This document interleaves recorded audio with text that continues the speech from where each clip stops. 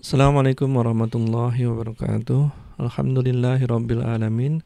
Allahumma shalli ala Muhammad wa ala ali Muhammad. Kita masuk ke tafsir surat Ali Imran ayat 186. A'udzu billahi minas syaitonir rajim.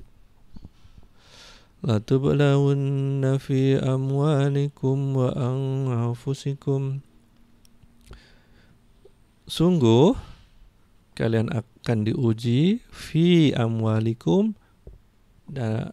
terhadap harta yang kalian miliki, wa anfusikum dan diri kalian. Kita sambung ayat ini dengan surat Al-Baqarah surat 2 ayat 155. Dan sungguh kami akan berikan cobaan kepadamu dengan sedikit ketakutan, kelaparan, kekurangan harta, jiwa, dan buah-buahan. Dan sampaikan berita gembira kepada orang-orang yang sabar. Jadi ujian itu adalah suatu kepastian dalam kehidupan yang pertama kita ini. Manusia hidup dari satu ujian pertama, setelah selesai ujian pertama akan datang ujian kedua, setelah selesai ujian kedua akan masuk ujian yang ketiga. Enggak akan pernah berhenti sampai hari kematiannya di kehidupan pertama. Nah, ini suatu keharusan buat seorang mukmin. Dan mukmin ini akan diuji menurut kadar pemahaman agamanya. Kalau ia kuat dalam agamanya, maka ujiannya akan lebih berat. Sanggup, teman-teman? Nanti ada yang berkata, ya udah kalau gitu aku nggak usah jadi orang soleh lah, nggak usah jadi orang pinter ilmu agama, biasa-biasa aja biar ujiannya ringan. Ya, bisa saja, karena saya juga dengar dari teman-teman hal ini. Tapi pada prinsipnya, ujian yang kita alami itu menunjukkan seberapa besar kita itu dicintai oleh Allah. Semakin kita dicintai Allah, semakin tinggi derajatnya, levelnya di surga nanti. Ingat, surga itu nggak satu level, surga itu ada 100 level. Yang jaraknya antara satu level ke level berikutnya itu seperti kita ngeliat sekarang ini bintang-bintang di langit. Oke? Wala tasma'unna minal ladzina utul kitabah, dan sungguh kalian akan mendengar minal ladzina, dari orang-orang yang diberikan Alkitab, min qablikum, dari sebelum kalian. Jadi orang Yahudi, orang Nasrani, mereka dapat kitab sebelum kita kan. Mereka lah yang dimasukkan Allah dalam firman ini.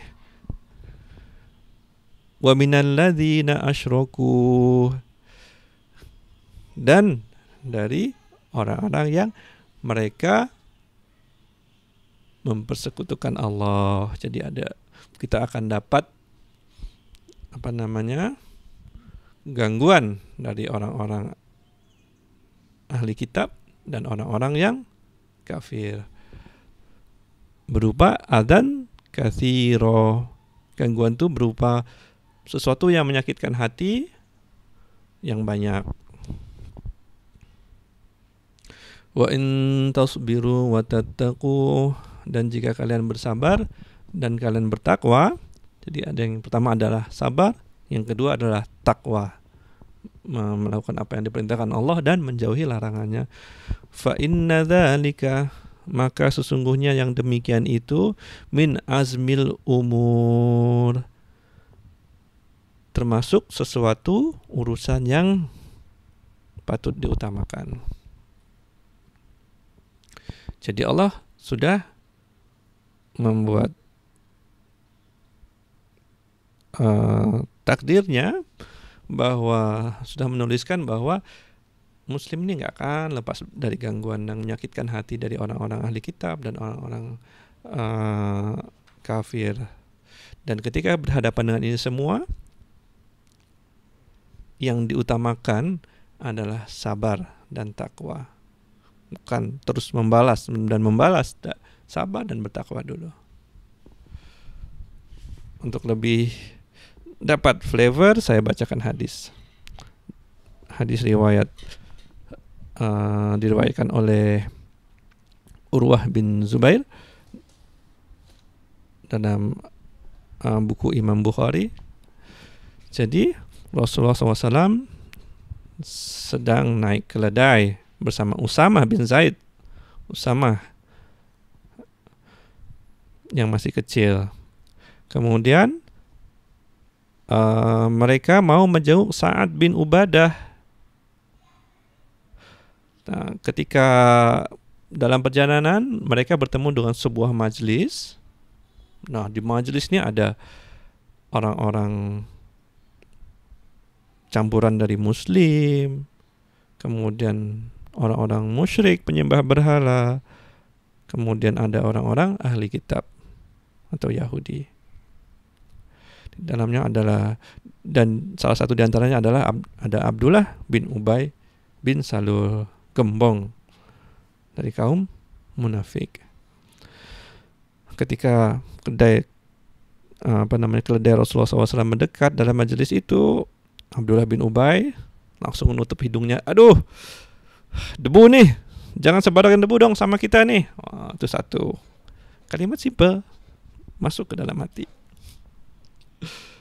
Kemudian Rasulullah SAW mengucapkan salam, kemudian berhenti, turun dari keledai. Kemudian setelah itu beliau menyeru kepada mereka untuk menyembah Allah. Karena Rasulullah sayang terhadap manusia, dia sampaikan kebenaran untuk menyelamatkan mereka dari neraka. Coba tanya diri kita sayang gak sama teman kita yang non-Islam? Kalau kita sayang, pernahkah kita coba menyampaikan mereka tentang Islam sehingga menyelamatkan mereka dari jurang api neraka? Saya lanjutkan ceritanya. Kemudian Rasulullah SAW membacakan Al-Quran kepada mereka. Nah, Abdullah bin Salul menjawab lagi dengan kalimatnya yang menyakitkan. Wahai ahi, tidak ada sesuatu yang baik dari apa yang kamu katakan nih. Padahal Rasulullah SAW bacakan Quran. Jika apa yang kamu katakan itu memang benar, maka janganlah kamu ganggu kami di majelis ini. Lanjutkan saja perjalananmu, nggak usah berhenti di sini. Dan ceritakan itu kepada orang yang datang kepadamu. Kalimatnya senap banget di dalam hati ya. Nah, itulah contoh-contoh kalimat-kalimat yang menyakitkan, yang saya rasa orang-orang yang berdakwah, orang yang lurus pernah rasakan. Dan kita diminta untuk sabar dan terus bertakwa dalam menghadapinya.